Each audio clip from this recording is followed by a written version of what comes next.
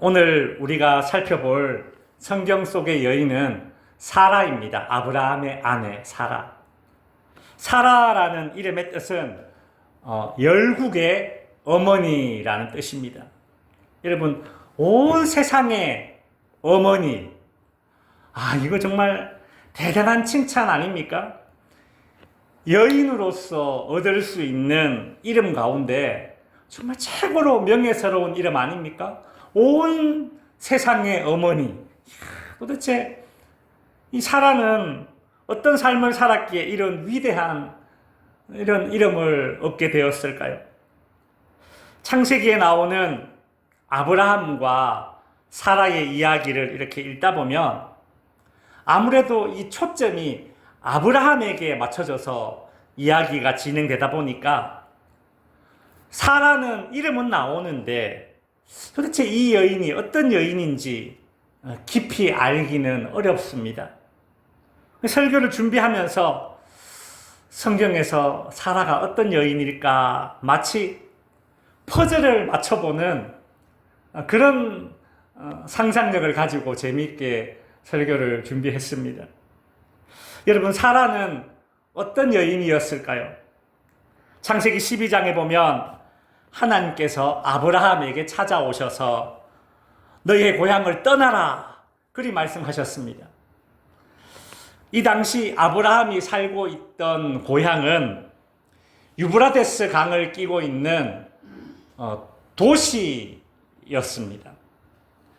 우리나라로 치면 한강을 끼고 있는 서울인 거예요. 이 아브라함이 살던 시대는 지금으로부터 약 4,000년 전입니다. 이 당시는 지금처럼 뭐 경찰이 있는 것도 아니고 군인이 있는 것도 아니고 법이 있나, 완전히 한마디로 힘 있는 자가 자기 마음대로 그 힘을 휘두르는 무법천지 시대였습니다. 그러한 시절에 최소한 안전이 있고 그리고 최소한의 법이 작동되는 곳이 어디였느냐 하면 도시국가예요. 도시국가. 그러니까 이 당시는 어떤 한 나라가 세워진 것이 아니라 도시가, 사람들이 많이 모여있는 그 도시가 한 나라가 되는 셈이었어요. 그러니 그러한 시절에 아브라함이 자기 고향을 떠나서 낯선 곳으로 간다는 것은 매우 위험한 그런 행동입니다. 그러니까 자기 가족만 이렇게 따로 독립해서 산다라는 거죠. 얼마나 위험합니까? 그런데 아브라함은 하나님의 명령대로 고향을 떠납니다.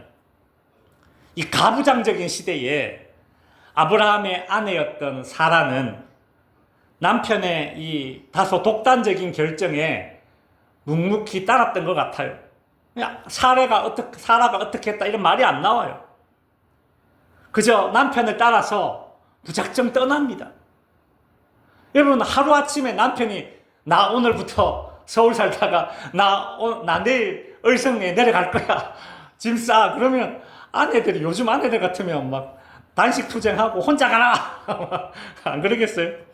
이 아내가 사라가 따라가요. 남편을, 아브라함을. 그렇게 낯설고 물서른 타지에서 억척같이 살아갑니다. 제가 이렇게 상상을 해보면 사라는 좀 순종적이고 억척 같은 여인이었어요. 그러다가 이제 아브라함이 살던 그 지역에 기근이 들었습니다. 먹을 것이 없자 아브라함은 애굽이라는 큰 나라로 이제 들어가요. 근데 이 애굽에서 사건이 터집니다. 애굽 왕이 사라에게 관심을 보이자 아브라함은 아내 사라를 누이라고 속이고 자기의 안전을 얻으려고 합니다. 창세기 12장 13절에 보면 아브라함이, 남편이 아내 사라에게 이런 말을 합니다. 원하건대 그대는 나의 누이라 하라. 그러면 내가 그대로 말미암아 안전하리라. 내 목숨이 그대로 말미암아 보존되리라. 얼마나 좀 이기적인, 내 내가 그대로 말미암아 안전하고 내가 안전하고 내 목숨이 그대로 말미암아 보존되리라. 그러니 너는 내 아내라 하지 말고 내 누이라고 해. 애굽의 왕이 자기 아내를 취해하려고 하는데 이런 말을 한다라는 거죠. 여러분, 이때 한 남편의 아내로서 사라의 심정이 어땠을까요? 어떤 배신감이 들었지 않았겠습니까? 근데 심지어 이런 일이 한 번으로 그치지 않고 두 번이나 이런 일이 있어요. 한 명의 여인으로서 사라의 인생이 어땠으리라 상상해보면 참 상처로 얼룩진 기구한 삶을 살았던 여인이었습니다. 근데 몇 년 후 또 이런 사건도 있었습니다. 아브라함 가족과 조카 이 롯의 가족이 함께 살았거든요. 아브라함도 조카 롯도 직업이 목축업이었어요. 그러다 보니까 좋은 목초지를 두고 서로 갈등이 생겼습니다. 그래서 더 이상 우리가 같이 못 살겠다. 우리 이제 헤어져서 각자 살자. 보통 그때는 어른인 아브라함이 좋은 목초지를 먼저 선택합니다. 그리고 이제 조카가 나머지 목초지로 선택을 하는 거죠. 근데 아브라함은 좋은 목초지를 조카에게 먼저 양보를 합니다. 여러분 아시죠? 아브라함은 조카에게 이렇게 말해요. 네가 우하면 내가 좌하고 네가 좌하면 내가 우하리라. 참 착하죠. 조카에게는 정말 한없이 좋은 삼촌입니다. 참 착하죠. 참 속이 좋습니다. 여러분 그런 남편하고 살아보셨습니까? 밖에서는 너무 착하고 속이 좋아서 사람들한테 칭찬받는데 문제는 이 남편이 실속이 없습니다.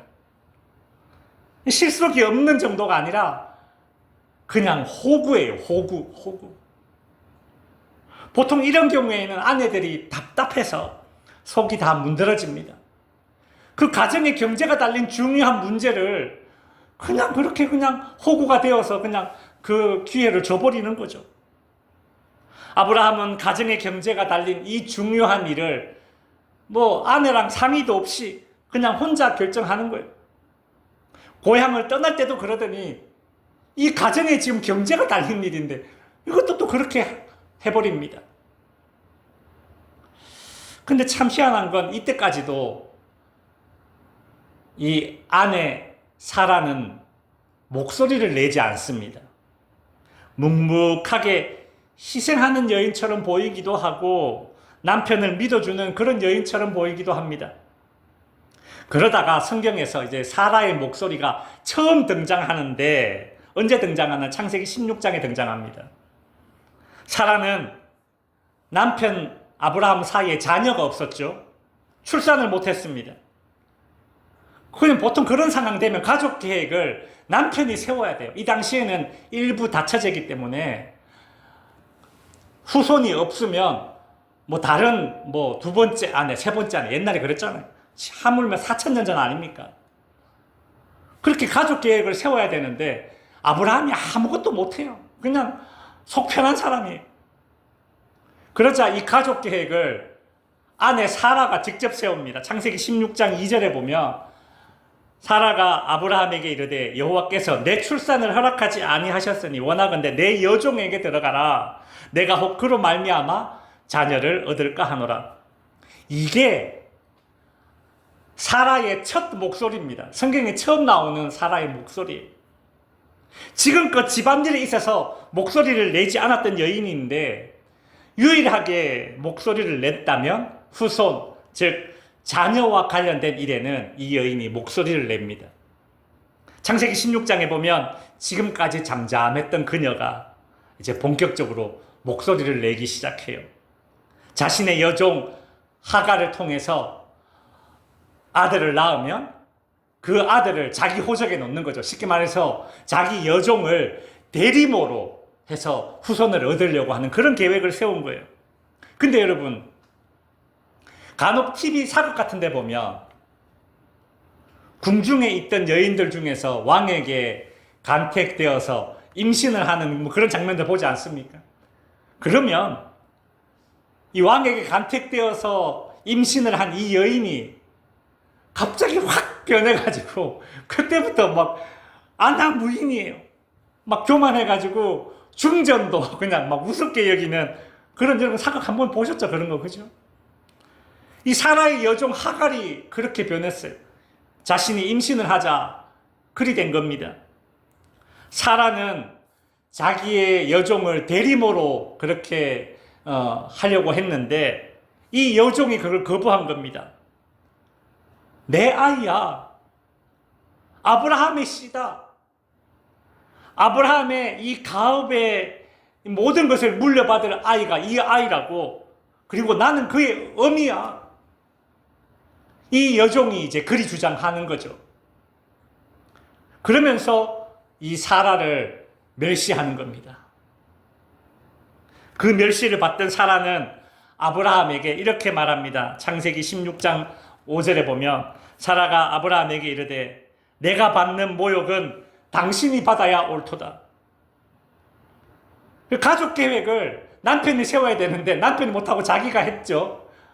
그런데 지금 일이 이렇게 자기 뜻대로 되지 않았어요. 그러니까 이게 당신 책임이 있다. 이제 그렇게 지금 이야기하는 거죠.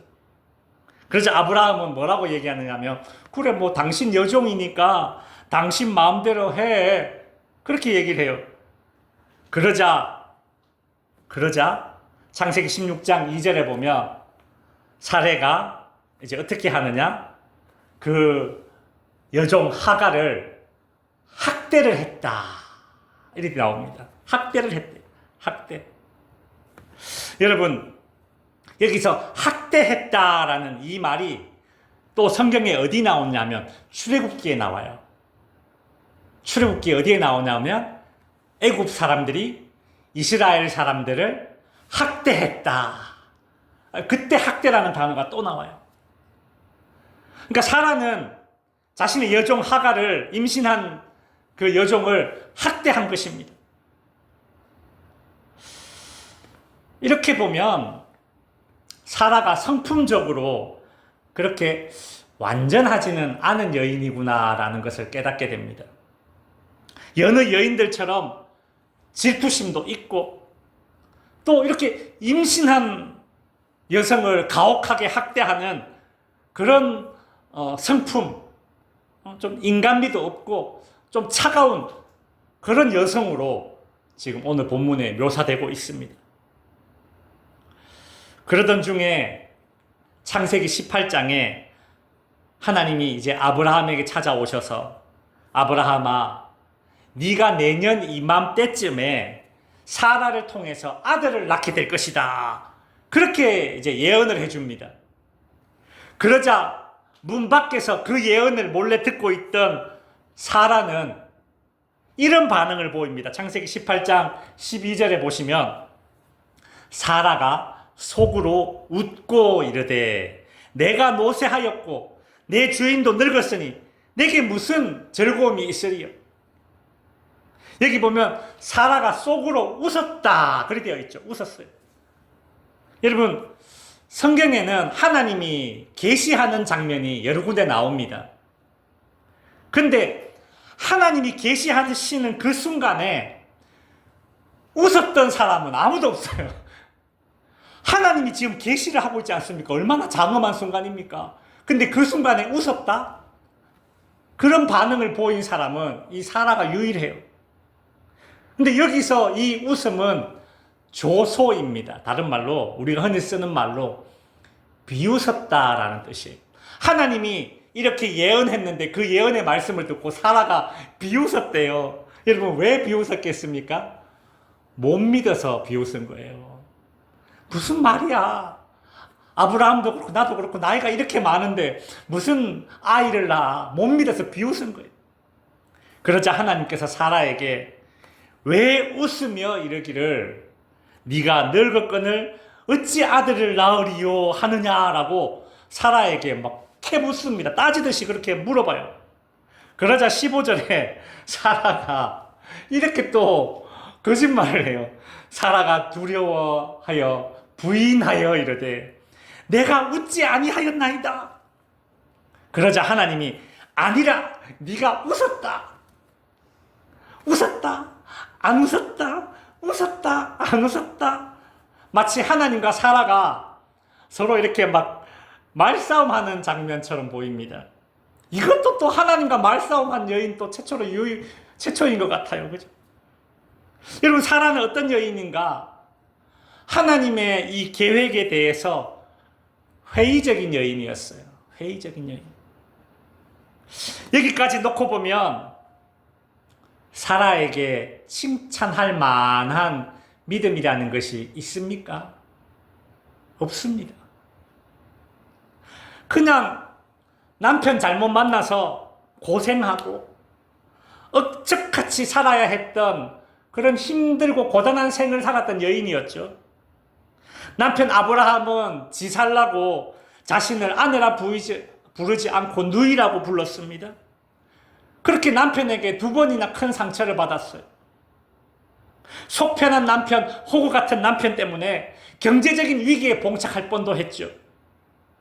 자신의 여종 하갈이 임신하고 자신을 무시하자 남편에게 바가지를 끌고 여종 하갈을 학대해서 지발로 도망가게 만들었던 아주 차가운 여인이었습니다.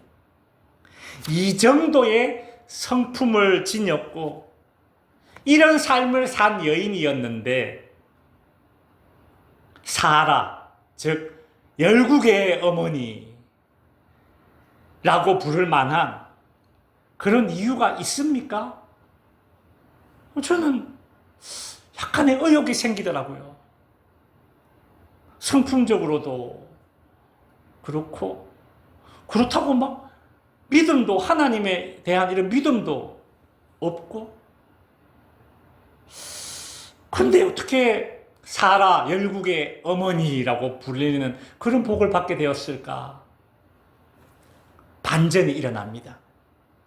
지금부터 살펴보게 될 바로 이 대목에서 이제 모든 것이 바뀌는 것입니다. 사라는 하나님의 예언을 듣고 비웃었지만 그런 불신앙에도 불구하고 1년 뒤에 사라는 정말 하나님의 말씀대로 임신하고 출산을 하여 아들을 낳았습니다. 그가 바로 이삭입니다. 사라는 이삭을 품에 안고 이렇게 말합니다. 창세기 21장 6절에 보면 사라가 이르되 하나님이 나를 웃게 하시니 듣는 자가 다 나와 함께 웃으리로다. 지금 여기 이 장면에서 사라는 웃고 있습니다. 어린 아기 이삭을 품에 안고 웃고 있어요. 그리고 그 주변에 축하하기 위해서 많은 사람들이 모여들었는데 같이 함께 웃고 있습니다. 이때의 이 사라의 웃음은 비웃음이 아닙니다. 앞에서의 웃음은 비웃음이었다면 여기서의 웃음은 완전한 변화된 웃음이에요. 기쁨의 웃음입니다. 불신앙의 조소가 아니라 기쁨의 웃음이에요. 그 마음에 하나님께 대한 감사가 있을 때에 나오는 그런 웃음이에요. 그리고 자신의 옆에서 함께 기뻐하고 있는 사람들에게 이렇게 말합니다. 21장 7절에서 또 이르시되 사라가 자식들을 젖먹이겠다고 누가 아브라함에게 말하였으리요마는 누가 말했어요? 하나님이 말했죠. 누가 이 말했어요? 아브라함도 잘 못 믿고 사라 자기 자신도 못 믿었죠. 사라가 자식들을 젖먹이겠다 누가 말했습니까? 하나님이 말했어요. 아브라함의 노경에 내가 아들을 낳았도다. 그 하나님의 말씀처럼 내가 진짜 아들을 낳았도다. 나도 믿지 못했어. 근데 하나님이 그렇게 말씀하셨고 정말 하나님이 말씀하신 대로 내게 그런 일이 일어났네. 많은 사람들 앞에서 함께 웃으면서 그 사실을 인정하고 있습니다. 하나님이 옳았고 자신이 틀렸었다라는 이야기를 지금 하고 있는 거예요. 사람들 앞에서 인정하고 자신의 삶이, 아브라함의 삶이, 이 어린 아기 이삭의 삶이 하나님의 큰 계획 안에, 언약 안에 다 포함되어 있었다라는 것을 그제서야 인정하는 것입니다. 여러분, 바로 이 대목입니다. 바로 이 대목이에요. 사라가 열국의 어머니라는 그 위대한 명칭에 걸맞는 순간은 바로 이 순간입니다. 사라는 신앙적으로도 성품적으로도 이전에는 완전하지 않았습니다. 오히려 연약하고 결함이 있었습니다. 그럼에도 불구하고 하나님의 언약이, 하나님의 약속이 자신의 삶에 실현될 때에 어린 아이 이삭을 품에 안고, 맞습니다, 저는 틀렸습니다, 하나님만이 맞습니다 라고 인정할 줄 아는 그런 여인이었습니다. 여러분, 이게 바로 복음이고 이게 바로 은혜의 원리입니다. 우리도 구원받을 만한, 내세울 만한 무엇이 있어서 우리가 구원받았습니까? 저와 여러분에게, 세상 사람들에게는 없는 어떤 특별한 선함이 있었습니까? 어떤 공로가 있어서 우리가 구원받았습니까? 아닙니다. 우리는 그저 하나님의 구원이 우리의 삶에 실현되었을 때에, 맞습니다, 저는 틀렸고 하나님이 맞았습니다, 저는 죄인입니다 라고 인정한 것밖에 없지 않습니까? 그러니 은혜 받을 만한 믿음이 따로 있는 것이 아니라 사라처럼 은혜를 인정하는 믿음이 곧 은혜 받을 만한 믿음인 것입니다. 오늘 저와 여러분의 믿음과 성품도 사라처럼 연약하고 결함도 있겠지만 은혜를 은혜로 인정하는 그런 믿음이 될 수 있기를 바랍니다. 기도하겠습니다. 하늘에 계신 우리 아버지여, 이름이 거룩히 여김을 받으시오며